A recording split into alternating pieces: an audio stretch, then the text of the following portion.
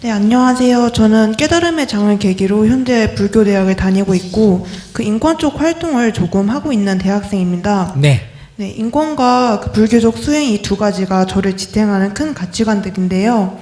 그 인권 관련 활동을 하다 보면 옳다, 그르다 분별심이 생기기 참 쉬운 듯합니다.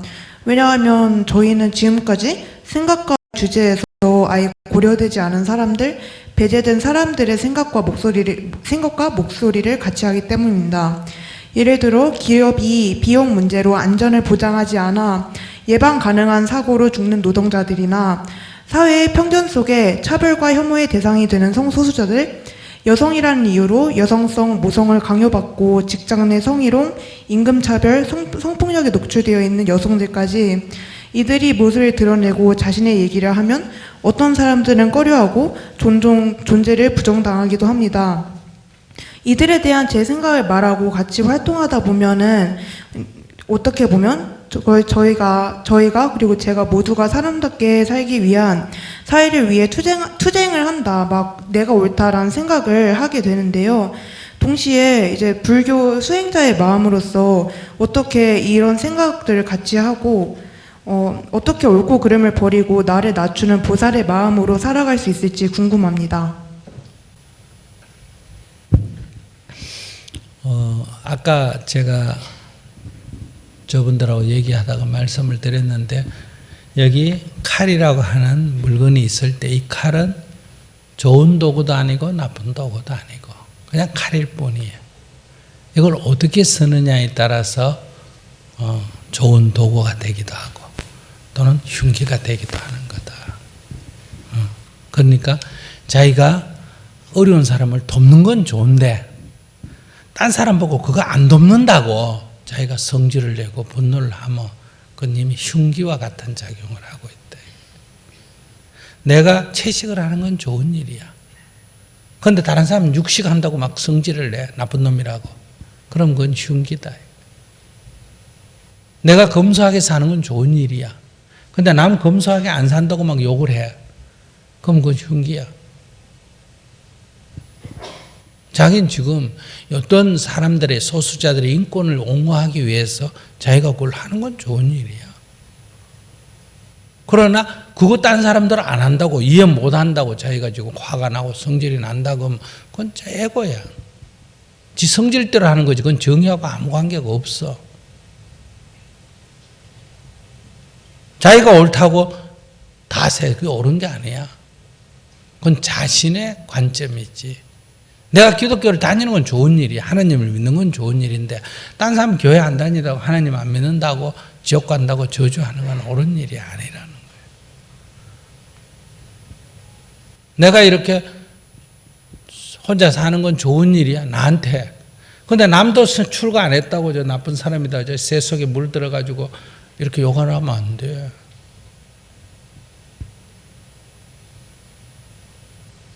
그러니까 그거는 진리도 아니고 부처님 법도 아닌 거예요. 그러니까 내가 만약에 북한 돕기를 한다 이 말이에요. 북한이 지금 식량 부족을 해서 이 제재에 해당되는 기업들, 광산촌이라든지 수출해서 먹고 사던 그런 데는 모든 활동이 중지됐기 때문에 월급은 고사하고 식량 배급도, 식량 공급도 안 된다 이 말이에요.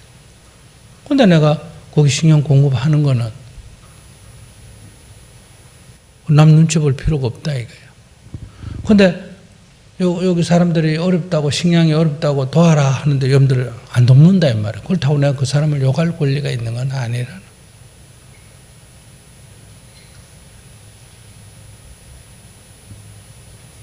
그 사람들은 그 사람대로 인생이 있는데, 길거리 가서 내가 가난한 어린이를 도웁시다 하고 모금통을 내서 사람들이 보시하는 건 좋은 일인데 보시 안 하고 그냥 지나는 독처인간 말이야. 아이스크림 처먹으면서 보시 나고 간다고 이렇게 하면 안 된다는 거예요.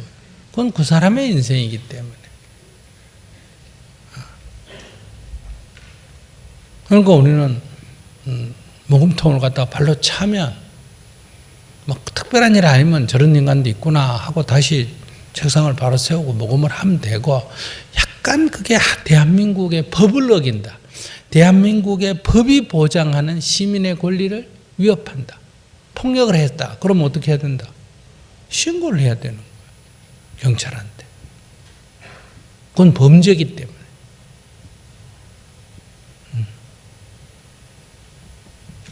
관점을 이렇게 가지면 수행자로서 소수의 인권을 보호할 수 있지. 자기는 지금 마음의 평정을 유지하는 수행적 관점을 쓰니까 뭐 소수자고 뭐고 다 일을 안 해야 되나? 소수자의 관점을 가지고 인권을 옹호하려니까 막 화가 나가지고 막 해야 되나? 이 사이에 어느 걸 맞춰야 되나? 이렇게 생각한다면 잘못된 생각. 자기가 그것이 옳다고 생각하면 하라는 거예요. 그러나 안 한다고 남을 비난해서는 안 된다. 그런 관점만 가지면 보디사트바라서 자기 마음의 평정도 유지하고 소수자의 인권을 옹호하는 일도 할 수 있지.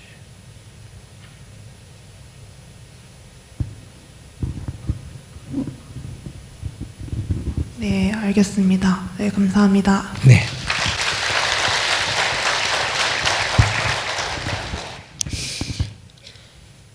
스님이 아기를 낳았으면 3년은 엄마가 키우면 좋다. 이렇게 얘기하니까 아기 키우면서 직장 다니는 사람 입장에서는 스님이 남자니까 또 두 번째는 가정을 안 이루고 사니까 저따위 소리 한다. 이렇게 안티 세력이 있단 말이에요.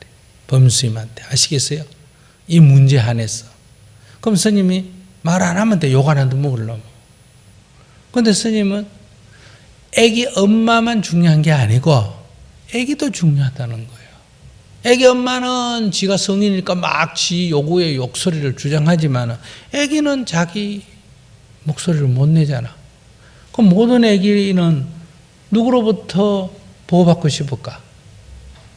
자기 엄마로부터 보호받고 싶을까? 이웃집 아줌마로부터 보호받고 싶을까?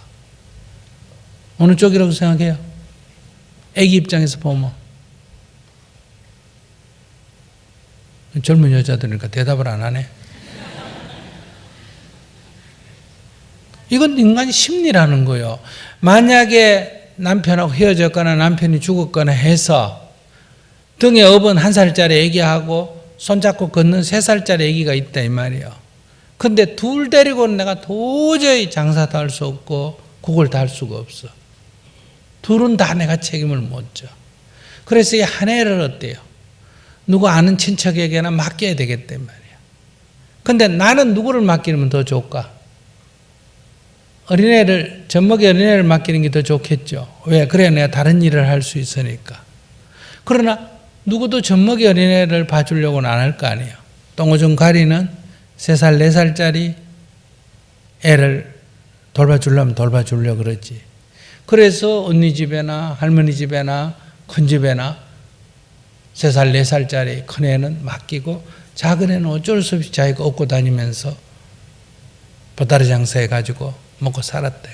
이렇게 커서 크면 할머니 집에 가서 이모네 가서 고모네 가서 먹고 사는 게 훨씬 나은 생활을 한 큰애가 정신적으로 나중에 고통을 호소할까 엄마하고 길거리에서 천막에 자면서 쌀은 이 1살짜리가 커서 상처를 입을까? 어느 쪽이요? 왜 큰애가 상처 입고 큰애는 조건이 훨씬 좋은데 먹는 것도 입는 것도 사는 조건이 좋은데 이게 사람이라는 거예요.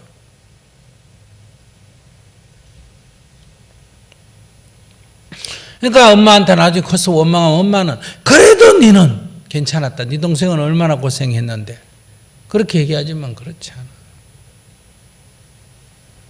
그러니까 그렇게 얘기하는 건 이해를 해. 애기 키우는 엄마가 힘드는 건 이해하니까 욕을 해도 스님이 변명을 안 하잖아. 힘드는 거 아니까. 그러나 가능하면 애기를 키워줬으면 좋겠다. 3살까지는. 4살 때부터 그때까지는 자아가 형성되는 시기란 말이에요. 그럼 4살부터는 이제 학습이 가능한 시기니까 유치원에 보내면 된다. 그러면 그건 애기의 인권을 나는 옹호하는 사람이, 알았어요? 자기는 누구를 옹호하고 애기 가진 엄마 인권을 옹호하는 거고, 나는 누구의 인권을 옹호하는 거다? 애기의 인권을 옹호하는 거다.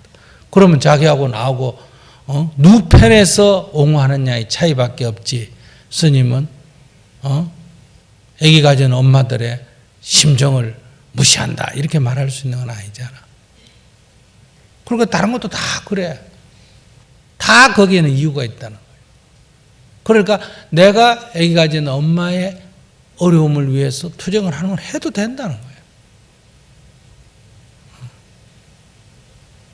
지금 내가 요거도 먹는, 스님 요거도 먹는 두 가지예요. 하나는 요 문제. 애기 3살 때까지 키우라는 얘기. 이게 지금 제일 큰 저항 세력이에요. 그 다음에 이제 다른 건 뭘까? 북한 동포, 인도적 지원. 근데 북한 정부 지배층은 자기 의사를 대변하나, 자기 의사를 자기가 주장하나 안 하나? 하지. 미국하고도 맞짱떨 정도로 주장을 하잖아. 한국의 정부도 자기 입장 말하지. 한국의 시민단체들 자기 입장 말하나 안 하나? 하지. 근데 북한 주민들은 자기 입장을 말 못하잖아. 누구도 대변하는 사람 없잖아. 그러니까 제가 대변하는 거예요. 그래서 나는 딴 것보다도 북한 주민들의 심정을 좀 대변해가 인도적 지원을 얘기하는 거고, 갓난 아기들의 심정을 대변해서 3살 때까지만 좀 엄마 키워줬으면 좋겠다고 얘기하는 거예요. 근데 엄마가 죽었다. 그런데 내가 키워라 그러겠어? 그럼 딴 사람이 대응을 해야 되겠지. 또 살아있어도 어쩔 수 피치 못할 사정이 있는 사람이 있겠지. 그래서 저는 세계 어린이를 돕잖아요. 제 부모인데도 자기 자식을 키울 수 없는 조건에 있는 가난한 사람들, 학교도 못 보내는 사람들, 그건 우리가 대신 엄마의 역할을 해줘야 된다. 그런데 여러분들이 내 직장, 연봉 이런 거 생각해가지고 아기보다도 더 다른 것을 더 중요한 가치로 삼는다면, 그래서 아기를 2번째, 3번째 가치로 생각한다면 그럼 아기를 안 낳아야 된다는 거예요. 아기는 이 세상에서 엄마로부터 제1번의 가치, 모든 것, 엄마의 생명보다도 더 중요시 여기는 그런 속에서 자랐기 때문에 사람이 되는 거예요. 안 그러면 그냥 뭐 지금도 얼마든지 뭐 인공자궁에서 키워가지고 뭐 키울 수도 있다 이거예요. 육체만 사람이지 사람이 되는 게 아니에요. 바로 우리들이 갖고 있는 이 인간의 사랑의 정신적인 것을 받아야 되는 거예요. 지금 여러분들이 막 키우게 하지만 여러분들 한번 생각해 보세요. 아이가 어머니의 따뜻한 가슴을 안고 젖을 물고 자란 아이가 정서적으로 안정이 될까? 젖병 쥐고 먹은 아이가 정서적으로 더 안정이 될까?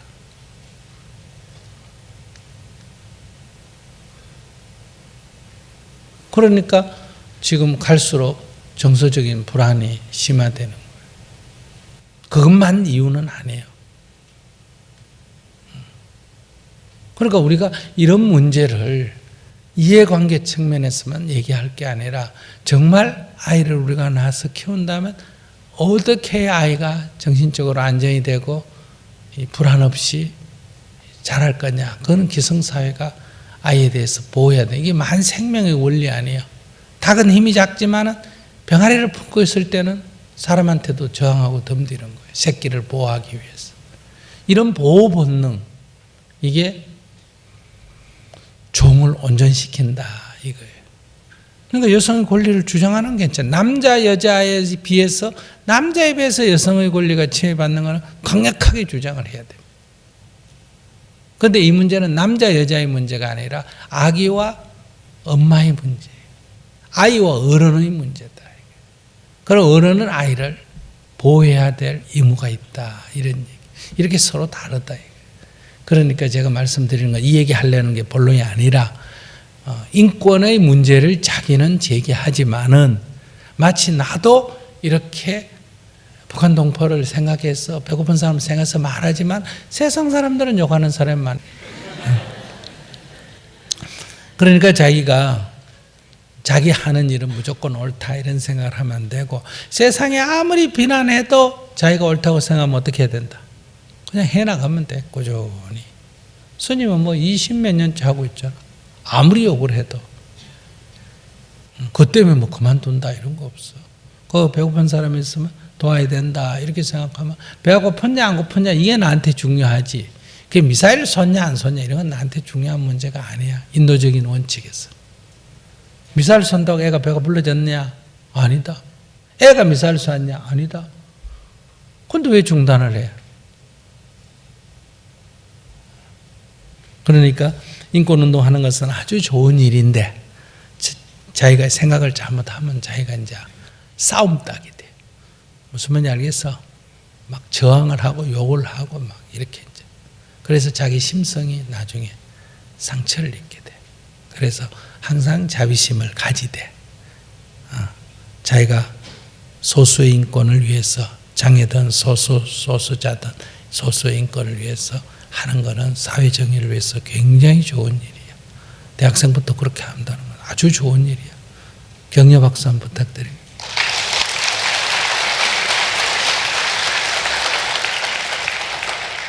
어떻게 재밌었어요? 예, 젊은 사람은 요새 우울한 게 많나 봐. 그러니까 지금 인생이라는 거는 항상 스님이 얘기하잖아. 한 마리 다람쥐처럼 토끼처럼 살아라. 다람쥐 토끼도 별 문제 없이 잘 사는데 왜 만물의 영장이라는 인간이 이렇게 힘들게 사냐. 그게 너무 사명감, 욕심 이런 거에 찌들어서 그래. 좀 가볍게 살아야 돼. 아침 눈 딱 뜨면 제일 가볍게 사는 방법이 아침에 눈 딱 뜨면 뭐야? 아, 오늘도 살았네. 안 죽고 살았다. 굉장한 선물이야. 그래서 하나님을 믿는 사람 하나님께 감사드려야 되고 부처님께 감사드려야 돼. 그래서 밥 먹었겠다. 뭐가 걱정해? 배고픈 사람은 어떨까? 여러분들이 만약에 밥을 먹는데 맛이 없다. 요새 밥 맛이 없어 그래. 그 맛없는 밥이라도 배고픈 사람은 어떨까? 나는 그런 밥이라도 있었으면 좋겠다 이러겠지. 어제 그저께 우리 행복학교 하는데 이 주제를 이렇게 냈어. 남편의 아내가 원수 같을 때 원수 아니죠? 왼수 그죠? 남편과 아내가 원수 같을 때가 언제냐 하니까 어떤 분은 술 처먹고 왔을 때 뭐 어떤 분은 뭐 밤에 내 마음을 몰라줄 때 뭐 온갖 얘기가 나왔어. 그러니까 어떤 젊은 사람한테 물으니까 저는 아직 미혼입니다 이랬어. 그래서 그 질문이 나한테 딱 왔어. 저도 미혼입니다 이럴까? 저의 대답은 뭘까? 원수라도 있었으면 좋겠다.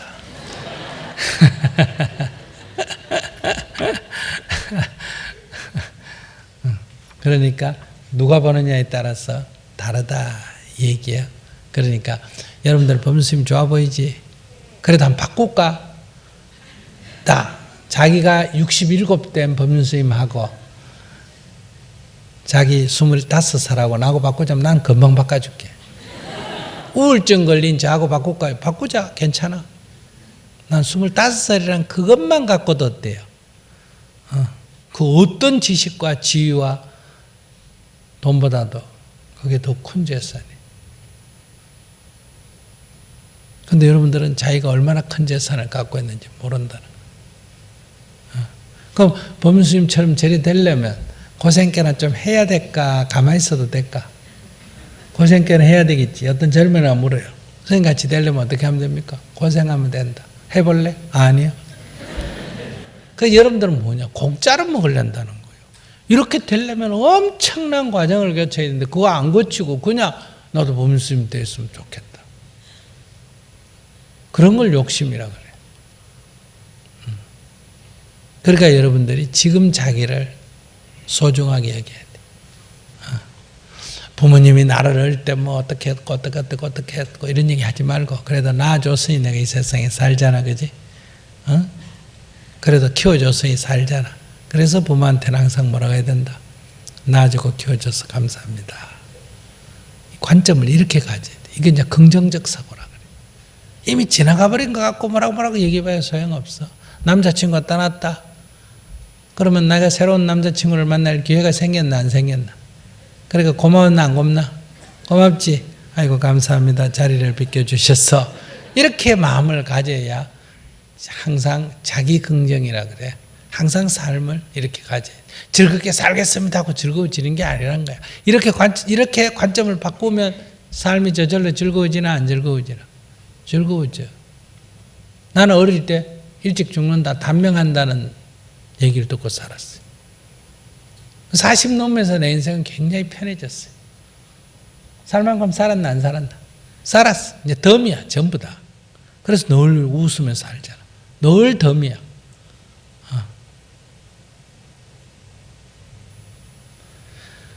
자, 그런 관점에서 여러분들 행복하게 사시기 바랍니다. 감사합니다.